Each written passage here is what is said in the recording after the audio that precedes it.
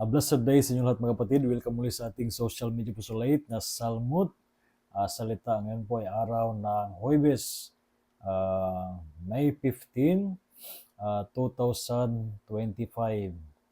Ang Ebanghelyo sa araw na ito ay mula sa Ebanghelyo ni San Juan chapter 13 verses 16 to 20. At sa araw na ito, may mga simbahan o parokya nagdiriwang sa kapistahan ni San Isidro, Labrador. Kaya sa lahat ng mga nagdiwang, happy fiesta po sa inyong lahat. Alam nyo, ito si Saint Isidore, Labrador, patron saint of farmer sa isang huwaran na anuman ang ating mga ginagawa sa buhay, ay unahin muna natin ang Diyos. Kaya bago siya pumunta sa kanyang farm, siya ay pumaparoon muna sa simbahan upang magdasal.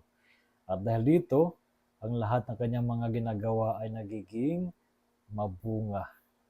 Mga kapatid, ang ating Ebanghelyo ngayon sa ating pagpatuloy ng pagdiriwang ng Pasko na muling pagkabuhay ng ating Panginoon ngayong ika-4 na linggo sa Pasko ng muling pagkabuhay o Easter season.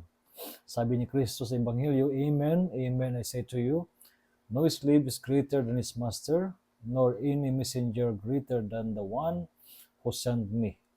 So sinasabi ni Kristo sa atin na ano man ang kanyang naranasan ay maaring maranasan din ng kanyang mga alagad, mga hirap, mga pagsubok sa buhay. Kaya bilang mga alagad natin Panginoon, asahan natin na bahagi ng ating pagiging mga disipulo ng ating Panginoon ang makaranas ng mga naranasan din ng ating Panginoong Kristo, pagkat tayo naman ay hindi nakakahigit kay Kristo. Tayo ay mga alagad ni Kristo. At sinabi ni Kristo sa ating Ebanghelyo, sabi niya, Amen, Amen, I say to you, whoever receives the one I send, receives me. And whoever receives me, receive the one who sent me. Kung tayo ay tinatanggap sa ating pang-araw buhay, bilang mga alagad ng Panginoon, hindi sapagkat tayo ay mga magagandang qualities. Tayo ay tinanggap sapagkat tayo ay mga alagad ng Panginoon. Kaya minsan huwag tayong magpalunod, no?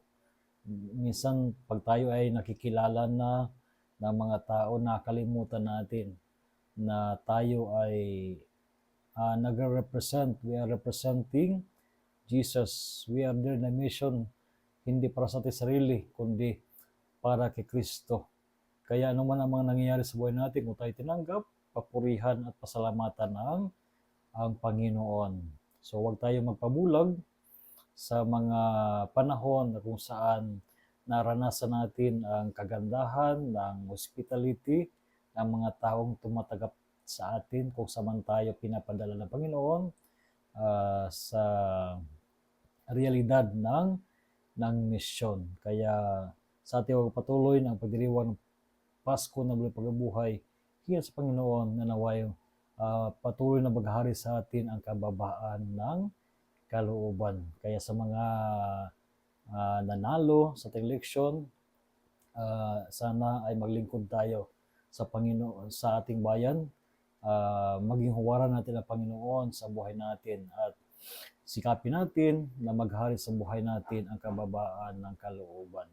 So again, a blessed day sa inyo lahat. Pagpalagay ko yung Panginoon sa araw na ito at inasawa ko yung mga kapatid na huwag magsawa na makisa sa ating social media postulate sa larangan ng social media, ang ating Salmut Salita. Kung kayo ay hindi pa nakapag-follow, pag-follow na lang ng Salmut Salita sa YouTube, sa TikTok at sa ating Facebook page. So again, a blessed day and rest assured of my prayers for each one of you.